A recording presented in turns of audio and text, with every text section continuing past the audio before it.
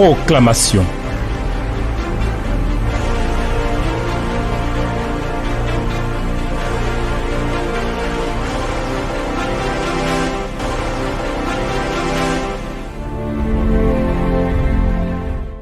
À Dieu soit toute la gloire. Ah oui, à notre Dieu le vivant et le véritable, soit l'honneur et la louange. Le seul, le Dieu véritable, le Dieu puissant. Gloire à toi, Seigneur, louange et élévation à toi. Ta bonté réjouit nos cœurs et nos âmes te louent et t'exaltent. Merci, Seigneur, d'être notre Dieu. Merci, Seigneur, de nous ouvrir les sentiers de la grâce que tu disposes. Nous sommes encore là à cause de la joie que tu nous donnes d'être tes enfants, à ce rendez-vous de la proclamation de ta parole. Merci de bénir ta parole et de nous faire du bien. Au nom de Jésus. Amen. Alors, chers amis, nous entrons dans une nouvelle semaine. Mais nous n'oublions pas qu'il y a une suite à la résurrection de Jésus-Christ. Il y a une suite pour nous. Et cette suite-là, je dis, on va la savourer entièrement, pleinement, aussi profondément. Ah oui. Vous savez, chez nous au village, quand on te sert un plat, quand tu veux bien manger, tu manges à la main. Et puis, la soupière dans laquelle il y a la sauce, tu t'occupes proprement de la soupière parce que tu ne veux pas laisser un seul petit élément du goût de cette sauce-là rester.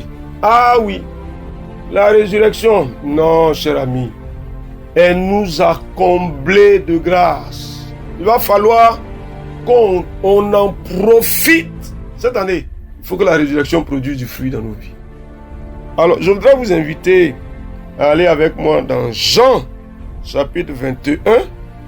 On va lire le verset 1 jusqu'au verset 6.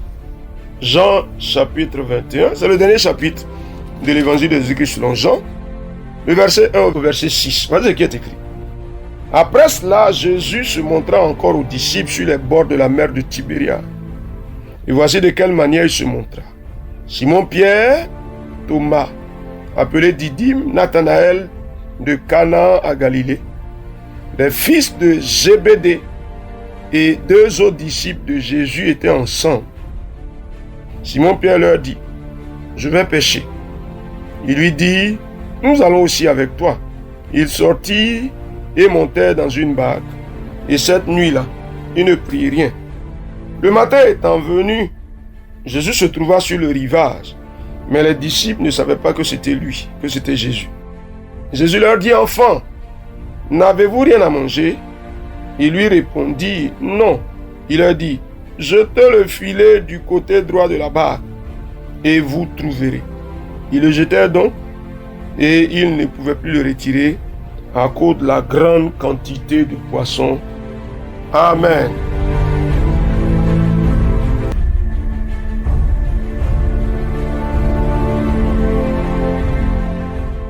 Cher ami, tu crois que c'est possible de ressusciter apparaît dans ma réalité? Ah oui. Cher ami, tu peux le dire avec moi. Il s'invite dans ma réalité. Le ressuscité s'invite dans ma vie. Le ressuscité paraît dans ma réalité. Le ressuscité s'invite dans ma vie. Au nom de Jésus-Christ, cher ami. Cher ami. Non, c'est vrai que on ne dira pas que les disciples avaient bien fait de retourner à leur travail de pêcheur. Mais comme si Jésus voulait leur démontrer que lui qui est mort et qui est revenu à la vie, il est aussi puissant qu'il a toujours été. Jésus vient leur faire une démonstration de puissance. Mais il les trouve dans leur réalité, dans leur travail. C'est ça qui les définissait. C'est là-bas il les prend, mais il les trouve au moins là-bas. Moi je veux que tu me dises, le ressuscité s'invite dans ma vie. Il s'invite dans mon travail. Le ressuscité s'invite dans mon entreprise. Vas-y, dis quelque chose. Il vient ou bien il ne vient pas? Cher ami, là, la personne l'a invité, il est venu de lui-même. Parce qu'il reconnaît ses disciples, ceux qui lui appartiennent. Il les reconnaît, donc il vient à leur rencontre. Cher ami, il s'invite dans mon commerce. Vas-y, dis quelque chose. Le ressuscité se rapproche de mes activités. Non, Jésus-Christ s'invite dans mon ministère. Vas-y, cher ami. Vas-y. Dans mes études, il s'invite. Je le déclare. Ah, cher ami, dis-moi quelque chose. Il vient ou bien il ne vient pas? Le ressuscité entre dans ton affaire. Il entre ou bien il n'entre pas? Il entre. Il entre, il entre. Au nom de Jésus-Christ. Ah, Seigneur de gloire et de grandeur. Ah, tu t'invites, tu viens, Seigneur. Tu es ressuscité, tu viens, tu viens. Tu viens dans ma réalité, tu viens dans ma vie, dans mon travail, tu viens dans ma maison, tu viens dans mon foyer, tu viens dans mes projets, tu viens dans le ministère que j'accomplis, tu te rapproches. Ah, cher ami, quelque chose doit bouger, hein, s'il te plaît. Dis-moi, ça va bouger ou bien ça va pas bouger? À cause du ressuscité, ça bouge. Dis-moi quelque chose. Ah, quelque chose de nouveau s'accomplit. Ah, je le déclare. Vas-y, cher ami. Si tu crois que le ressuscité s'invite dans ta réalité, quand il vient, il apporte quelque chose de nouveau, déclare-le. Il apporte quelque chose de nouveau, il provoque des changements. Il provoque des bouleversements. Il provoque des progressions. Je le déclare au nom de Jésus-Christ. Le ressuscité, le puissant qui a vaincu la mort. Il vient. Regarde ici. On dit, ils ont péché toute la nuit, ils n'ont rien pris. Ça ressemble à quoi? Ça ressemble à la mort, improductivité. Et il donne une instruction. Jetez le filet du côté droit de la barque et vous trouverez. Alors, cher ami, sur la parole de Jésus, qui est ressuscité, qui vient, et qui donne une instruction, et qui te dit que tu trouveras. C'est-à-dire que tu auras de meilleurs résultats. Est-ce que tu penses que tu vas trouver quelque chose de plus? Pour ton travail, pour ton entreprise? Tu penses? Ah bon, moi je le déclare pour toi. Au nom de Jésus le ressuscité, tu trouves quelque chose. Toi, qu'est-ce que tu réponds? Quelque chose de plus pour ton travail. Quelque chose de plus pour ta vie. Vas-y. Vas-y, quelque chose de plus pour ton commerce. Quelque chose de plus pour ta maison, pour ton foyer. Quelque chose de plus pour tes activités. Quelque chose de plus. Un nouveau produit. Produit excellent. La puissance du ressuscité te fait produire de façon excellente. Dis-moi quelque chose s'il te plaît. Réponds-moi. Ah oui, tu produis, mais tu ne produis pas. Quelque chose de nouveau, quelque chose de plus. Par la puissance de Jésus le ressuscité. Ça produit bien, ça ne produit pas. Maintenant, il dit jeter le filet. Il le jette effectivement.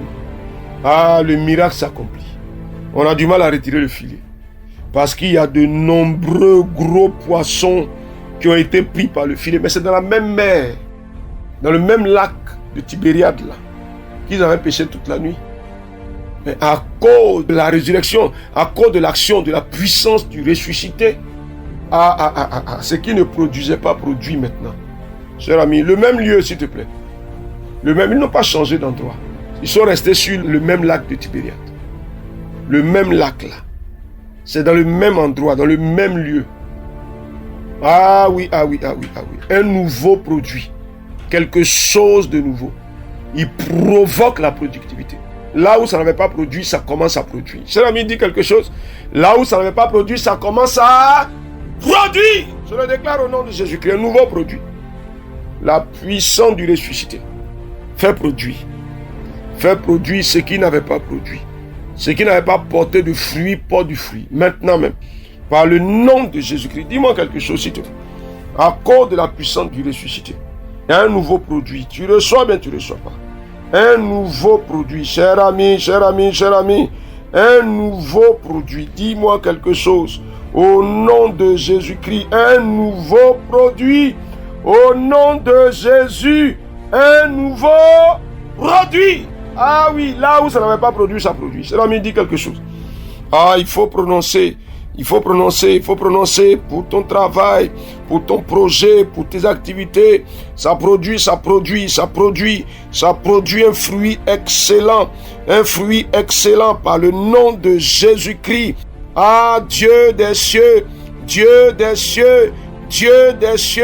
un nouveau Produis, Seigneur et Seigneur. Ah, vas-y, dis quelque chose s'il te plaît. Je veux t'entendre parler, frère. Je veux t'entendre parler, sœur. Il faut déclarer, ça produit. Un nouveau produit, quelque chose de plus. Ce qui avait manqué vient maintenant.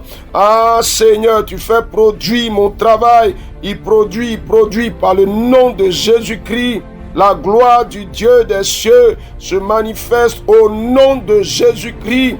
La gloire du Dieu des cieux se manifeste au nom de Jésus-Christ. Ah, cher ami, s'il te plaît, dis quelque chose.